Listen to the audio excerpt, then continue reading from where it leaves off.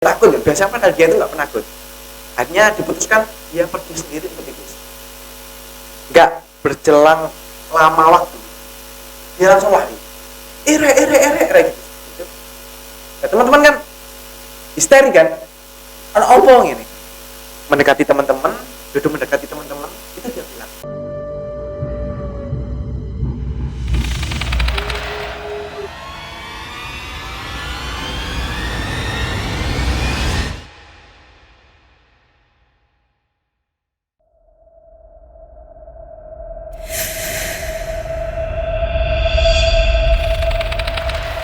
Assalamualaikum warahmatullahi wabarakatuh. Kembali lagi di Pods Horror channel SF Creator. Nah, kali ini kita sudah tamu yaitu Mas Fadul Huda atau kadang dijuluki Mas Kopel ya, Mas Fadul. Nah, kali ini dia akan menceritakan pengalamannya dalam pendakian. Nah, yaitu mendaki di Gunung Penanggungan, Kecamatan Prigen, Kabupaten Pasuruan. Nah, silakan Mas Kopel ceritakan pengalamannya di Gunung Penanggungan. Tepat pada waktu pukul jam 0 lebih kita putuskan untuk melanjutkan perjalanan puncak kita. Nah, karena kita nggak ada pengalaman puncak nih ya, nggak ada pengalaman puncak, hanya satu yang pengalaman puncak, dan itu juga di Gunung Penanggungan. Nah, teman-teman kan apa ya mungkin ini kelalaian. Ada 1-2 orang yang buat vlog lagi, yang sama kita ulang, kita buat vlog lagi beberapa 1-2 kali yang tidak enak didengar. Itu diungkap. Nah, yang namanya Wahid itu apa istilahnya merintahkan ojo gawe omongan kayak ngono. Mungkin ini juga kan kita udah lama nih persahabatan. Aku merasa bahwa Wahid itu merasa bahwa keganjaran yang mengalami pendakian kita itu juga ada intervensi manusia. Akhirnya namanya Wahid tersebut peradah teman-teman saya jangan pakai kata-kata kotor.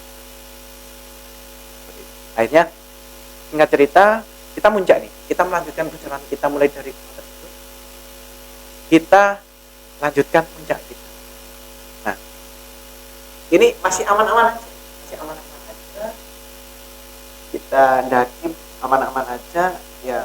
Karena treknya habis hujan ya agak pelan-pelan kita, takutnya kita tergelincir kita ke jurang. Kita pelan-pelan, akhirnya kita nyampe di puncak. Pas waktu nyampe di puncak kita cari kita cari tempat untuk mendirikan tenda. Gak ada tempat satu pun yang bisa dibangun tenda di puncak. Wahid yang istilahnya ide Wahid tersebut membangun tenda di puncak, itu dia bilang, loh iso kok cari koncoku iku iso bangun tenda di puncak. Nah, buktinya kita itu, kalau teman-teman tahu ya, itu sampai kita keliling puncak itu gak ada satu tempat pun yang bisa ditancepi pasak tenda. Itu jarak tanah dan batu di puncak itu kurang lebih 2 cm. Itu selanjutnya itu batu, udah gak bisa ditancepi pasak, udah gak bisa lah. Lalu katanya teman saya, ini Wahid ya, Wahid bilang bahwa katanya teman saya itu ini ada salah satu makam tersebut itu biasanya itu dibuat teman-teman tenda. Tanya nih, timbul pertanyaan teman-teman, di mana tempat makamnya? Ini kita udah keliling puncak loh, kita mau membangun tenda ini nggak bisa. Namanya Wahid itu teman saya yang menginformasikan bisa didirikan tenda itu gak diberitahu tepat lokasi sasarannya makamnya di mana. Hanya kita putar-putar putar-putar cari makam agar bisa kita dirikan tenda. Akhirnya kita mau cari makam. Ini udah kita mau berangkat, ini mau gerak ini. Mau gerak, kita mau ke makam, mau cari makam maksudnya, mau cari makam yang diberitakan temannya Wahid tersebut. Hujan turun lagi. Bersama dengan angin yang sebegitu kencang. Yang namanya Bayu. Teman saya Bayu itu dari lain jurusan itu dia. Jurusan di salah satu kampus saya itu. Itu kalau teman-teman tahu itu Bayu itu udah kewurus, paling bobotnya 1 kilo. Enggak ya, saking kurusnya, wis kewurus wis. Karena hujan sekaligus angin yang begitu kencang menghantam kita, itu yang namanya Bayu, itu miber. Apa istilahnya? Terbang. Ini serius sumpah. Ini sampai salah satu kakinya ini miber seperti ini. Akhirnya kita gandengan tangan dengan basah kuyup. Karena udah di puncak kita nggak nemu tempat buat kita bangun tenda. Akhirnya kita putuskan untuk kita kembali ke Puncak Bayangan. Nah, akhirnya kita putuskan untuk ke Puncak Bayangan.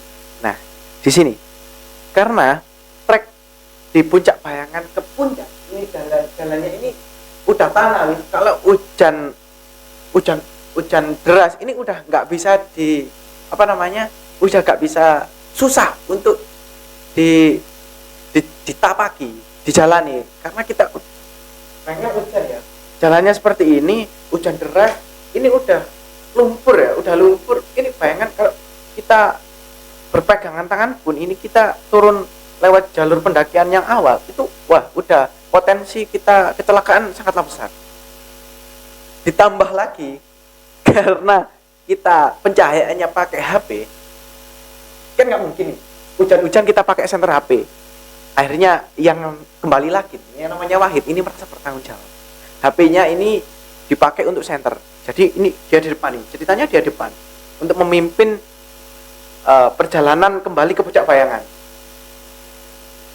Nggak beberapa selang waktu lama, mau turun, HP mati. Ini luar biasa. Bayangkan ya, ini setelah Isya lah. Itu kita mau turun ke bawah itu setelah Isya kurang lebih jam 7:30, jam 8. Udah nggak kelihatan apa-apa. Kita bingung sebingung-bingungnya di situ. Kita mau lewat mana ini? Lewat jalur pendakian yang awal utama kita nggak mungkin kan? Potensi kecelakaan kita sangatlah besar. Ditambah kita nggak bawa pencahayaan. Hanya ada ya, sangatlah mistis. Saya ampun, angkat tangan. Saya ikrar ini pertama dan terakhirnya saya nggak akan ke sana lagi. Akhirnya ada setapak alur air dari gunung. Itu nggak salah kayak kali, tapi itu cukup hanya 1 orang. Jadi ini kita baris, kita ikuti itu. Karena jalur tersebut dikira teman-teman itu mending melu jalur iki. Jalur yang aman, maksudnya gak ada potensi kita tergelincir karena alurnya itu jalannya karena kali ya, banyak batu-batuan gitu. Banyak bebatuan, kerikil-kerikil ya seperti itu ya. Kita ikuti alur. Teman-teman kan tahu ya, ini saya katakan ya, ini Puncak Bayangan ya, ini Puncak Bayangan seperti inilah ya, ini Puncak Bayangan, ini puncak. Nah, teman-teman kalau tahu yang jalur kita lewati untuk jalur istilahnya kali atau alur air tersebut itu seperti ini wes, serong ke selatan ke arah Batu. Wes ini udah teman-teman wes nggak pikir pokok gini selamat tutup di perkampungan atau tutup di Emong Gede, nggak peduli kini tutup di itu. Kita berapa hari itu, 2 hari 2 malam kita di penanggungan. Bayangkan, akhirnya kita ikuti nih alur kali tersebut. Gini, udah ke selatan wis kita melenceng ke jalur yang awal. Pokoknya intinya kita selamat lah. Kita selamat, wis gak apa-apa masih tutuk endiai. Akhirnya kita berjalan. Di tengah perjalanan itu yang namanya Bayu lagi ya. Ini kejadian menimpa Bayu lagi ya. Bayu itu terperosok ke jurang. Ya, untungnya jurang di gunung kan dalam-dalam. Untung itu cuma salah satu kakinya saja yang terperosok ke dalam. Itu udah kaki yang satu di bawah, yang satu di atas. Wih, udah ngangkang kayak pesawat terbang gitu, pesawat miring gitu ya. Akhirnya yang namanya Bayu kita tolong nangis dengan kondisi yang sangat takut, semuanya takut, ditambah Bayu nangis dengan bilang seperti ini, mak, mungkin simulnya seperti ini ya, aku kalau hidup saya berakhir di tempat ini, saya mohon maaf selama hidup saya apabila saya karena memilihnya dengan ibunya itu mak ya, saya punya kesalahan yang besar. Itu bayangkan ya, itu posisi yang sangat takut. Bayu bilang seperti itu udah memancing beberapa anak, salah satu saya itu aku wis berbesmili, udah memerah wis, aku wis berpikiran kemana-mana. Akhirnya laki-laki yang namanya Wahid dan ada satu lagi di antara ke-6 anggota kita yang muncak itu adanya namanya Hafi itu yang sangat tua. Akhirnya dia menegaskan, wes gak usah, itu memberikan energi positif sebenarnya kepada kita. Wes ojo berpikiran tutup bono, ini pasti selamat. Wes hit, karena yang Wahid tersebut memimpin perjalanan kita untuk kembali ya. Wes hit, lek jari wong Jawa itu, mitosnya orang Jawa itu kalau kita kesasar itu kita balik. Akhirnya yang namanya Wahid yang memimpin perjalanan kita tersebut, kita dituruti omongan Hafi tersebut. Akhirnya bajunya Kang Wahid tersebut ya, beliau dibalik kita lanjutkan perjalanan aman-aman saja sampai pada suatu tempat di mana tempat ini sama persis dengan Puncak Bayangan. Anehnya kita cari-cari nih dengan kondisi yang kita udah basah-basah kuyup, udah hujannya nggak terkendalikan udah hujan bersama angin beliung. Kita cari-cari nih, maksudnya kita cari-cari memang bener nggak tempat ini Puncak Bayangan. Gak ada satupun yang mengindikasikan bahwa tempat tersebut Puncak Bayangan. Gak ada satu tenda, gak ada. Biasanya kan kalau tempat-tempat untuk beristirahat pemuncak, mau ke puncak itu kan biasanya ada berserakan sampah makanan, sampah-sampah mie instan, sampah-sampah energen. Gak ada satu sama sekali, tapi tempatnya itu sama persis dengan Puncak Bayangan. Itu kiranya teman-teman itu kita udah di batu. Itu teman-teman udah ini paling di batu gak di penanggungan meneh, karena itu durasinya ya itu kalau aku estimasi itu ya, dari puncak penanggungan sampai ke puncak yang kita anggap sebagai Puncak Bayangan itu durasinya kurang lebih itu 2,5 jam itu udah kita kira kita mungkin ada di Malang, ada di Sinosari, ada di Batu, terserah lah. Pokoknya kita punya tempat untuk mendirikan tenda untuk beristirahat karena udah lelah semuanya, lelah semuanya. Aja kita putuskan, gak peduli ki Puncak Bayangan apa enggak mungkin juga ini tempat Puncak Bayangan karena alur kita udah melenceng yang sangat jauh dari jalur pendakian utama. Punya singkat cerita ya, kita buat tenda. Ini ya, kita buat tenda di barengi hujan yang sangat deras dan angin yang sangat kencang. Kita sampai nggak bisa buat tenda. Kita nggak sampai sempat buat tenda yang sempurna. Salah satu pasak itu narik semua.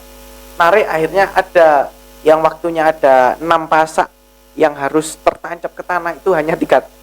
Jadinya wis kita putuskan ya itu kita sudah usaha maksimal buat dirikan tenda, sampai diputuskan bahwa udah biarkan wis sebagian yang nancap ke pasak, yang nancap ke tanah, kita nanti masuk ke tenda, kita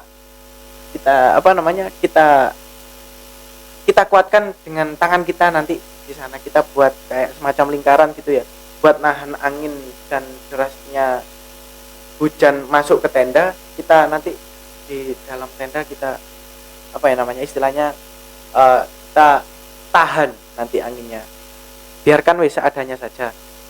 Kalau tahu ya, itu tenda di dalam tenda itu airnya itu kurang lebih itu sampai sejajar kita tidur, airnya itu jadi ibaratnya itu kita tidur, kita istirahat di kolam renang. Jadi wis sangat luar biasa lah. Itu masih aman-aman saja ya, aman-aman saja sampai ini aman-aman saja kita nikmati bagaimana kita tidur di kolam renang ya, ibaratnya kita tidur di kolam renang ya, karena di tenda itu wis kita tidur dengan air lah pokoknya. Kita tidur di kolam renang, akhirnya dengan kekesalan tenaga yang begitu banyak kita keluarkan, akhirnya tidur dengan air pun kita udah ketiduran. Akhirnya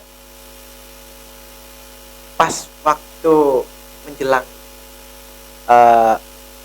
matahari terbit, ini udah 3 hari ya kita di penanggungan ya, 3 hari 3 malam ya, 3 hari 3 malam.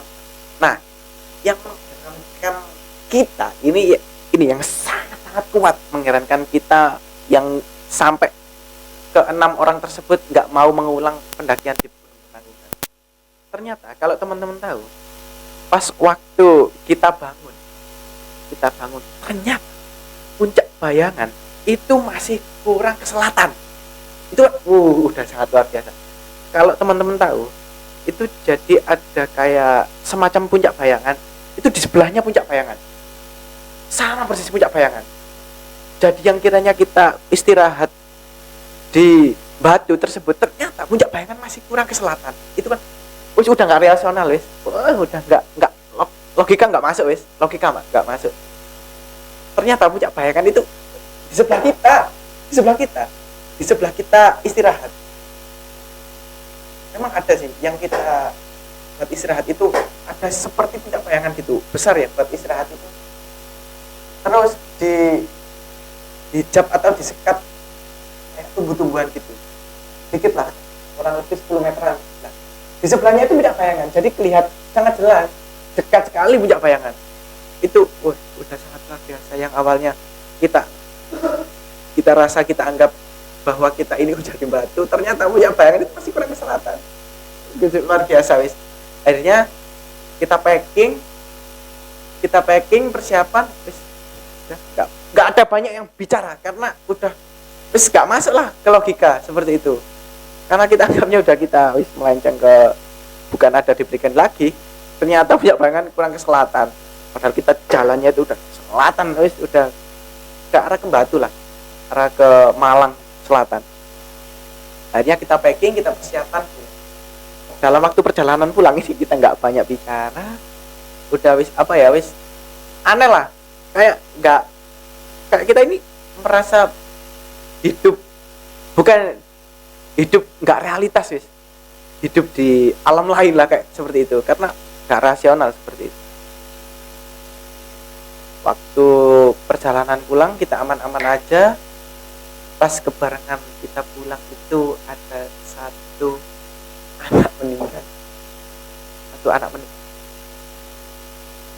anak meninggal yang diindikasikan beliau ini sesak nafas, orang Surabaya kebetulan. Pas waktu itu pas waktu kita nyampe di puncak Bayangan, ada tim SAR. Ono apa kok rame-rame? ternyata itu tim SAR berbondong-bondong bawa jenazah orang tersebut itu ke bawah. Itu kita cari-cari informasi. Kenapa? Tadi malam memang ada salah satu gerombolan pendaki itu ada yang diindikasikan seperti itu sih. Divonis sakit sesak, akhirnya meninggal di tempat.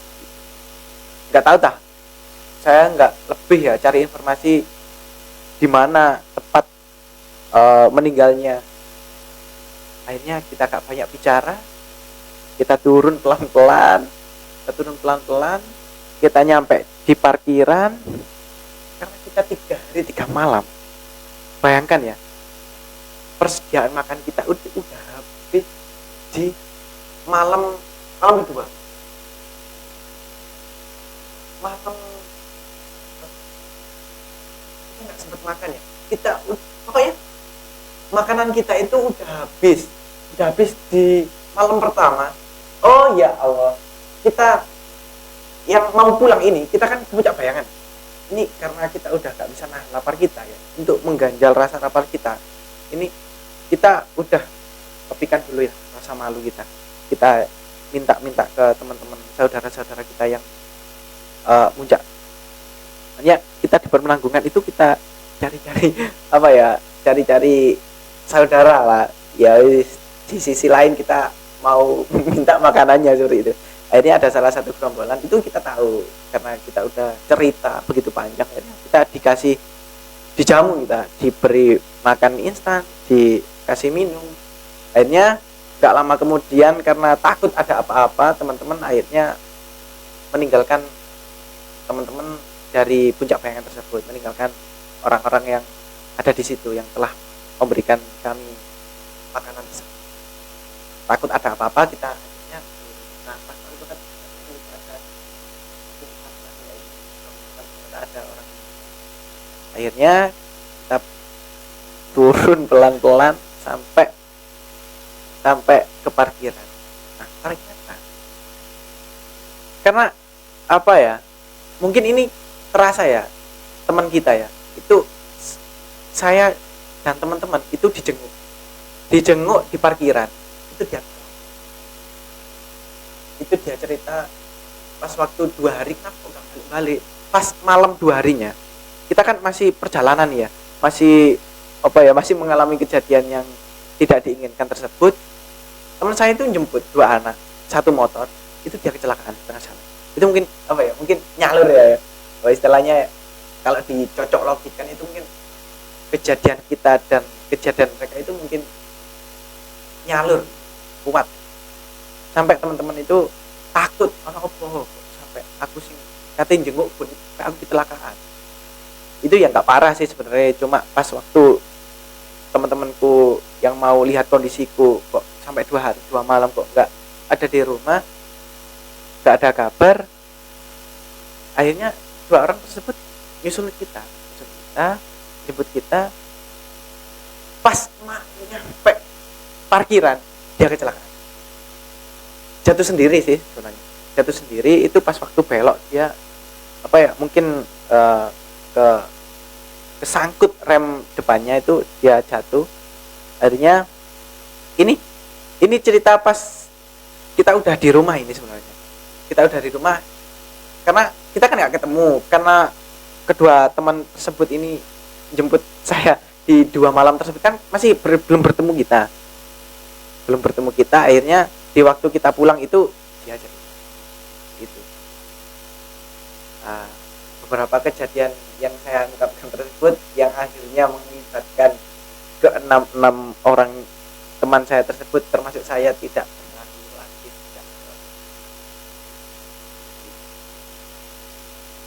Mungkin itu ya sedikit pengalaman saya dan teman. Sebenarnya masih banyak sih cerita-cerita mistis yang saya alami. Nanti mungkin di segmen kesempatan lain waktu. Terima kasih. Nah, terima kasih. Itulah cerita dari Mas Fagur. Nah, kalau saya lihat sih dari jalanan, terus katanya ada sesuatu yang kelihatannya berbeda. Nah, kalian itu ada yang masuk atau menutupi. Jadi kalian itu seperti yang kalian lihat itu malah berbeda. Nah, sesuatunya itu pocong. Nah, kalau yang katanya temannya pipis tadi ada dua sih. Yang satu ya mungkin dia kan nggak tahu kan kalau pocongnya di pipis ini nggak tahu dia menghadap ke Mungkin itu ya melatar belakangi perjalanan di PPC itu mungkin ya.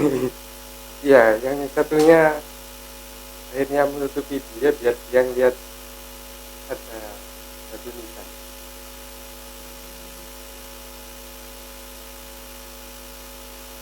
Nah terus untungnya kalian meskipun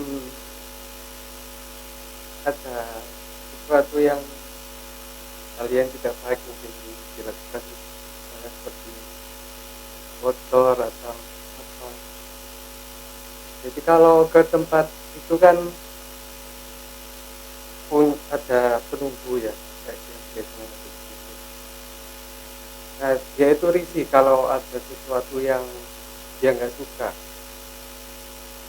kayak ada orang itu terus apa, jadi dia terganggu, dia agak sopan. Jadi kemanapun itu harus jaga kesopanan. Kalau misal itu kata orang harus gini ya harus dituruti. Wajar yang ada di situ gak suka ngambek.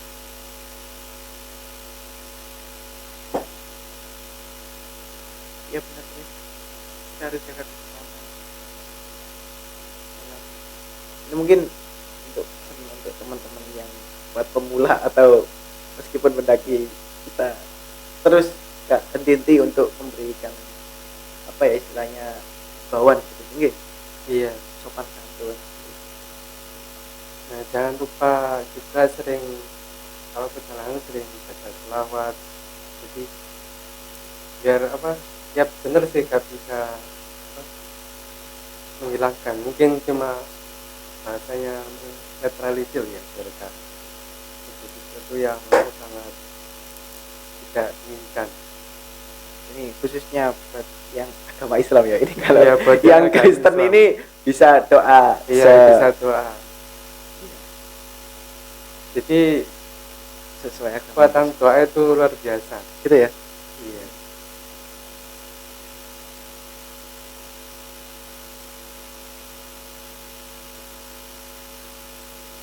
Nah di situ itu ada sosok apa perempuan ya. Itu ya mungkin karena mendengar ada azan atau ya yang baik akhirnya dia mau menolong.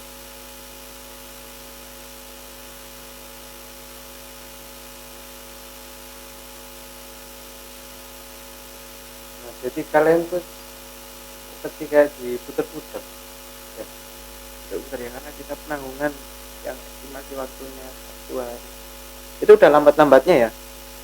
Pendakian normal itu ke penanggungan itu kita berangkat malam gitu ya, tengah malam gitu, udah besoknya pagi udah kita pulang. Kita 3 hari 2 malam kita di penanggungan. Kita dibuat puter-puter gitu ya. iya jadi ya memang ini tadi meskipun berkata dalam hati ya tetap yang baik-baik sampai buat mereka. Iya. misalnya pasti dengar. didengar ya.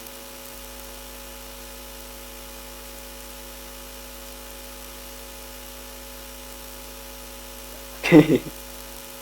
Sebenarnya gak apa-apa sih minta, yang penting ya sopan, misalnya doa.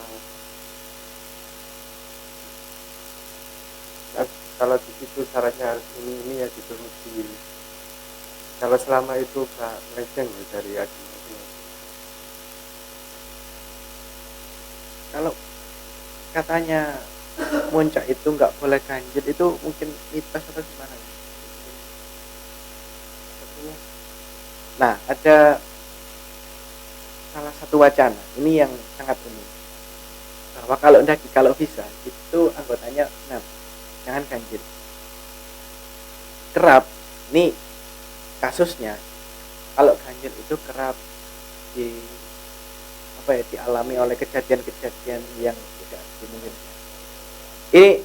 Ini mungkin mitos atau fakta ya, mungkin teman-teman nanti bisa komen. oh yang ganjil ya. Ya memang mereka itu suka angka ganjil. Gitu ya. Iya, jadi malah lebih suka buat ganggu. Mungkin seperti itu ya. Oke teman-teman, terima kasih sudah menonton podcast horor channel SF Creator. Buat teman-teman yang punya cerita horor atau mistis, mau share ke channel kami, bisa DM ke Instagram.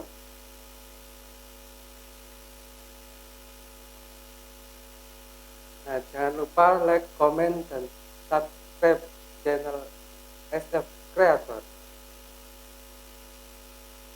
Wassalamualaikum warahmatullahi wabarakatuh.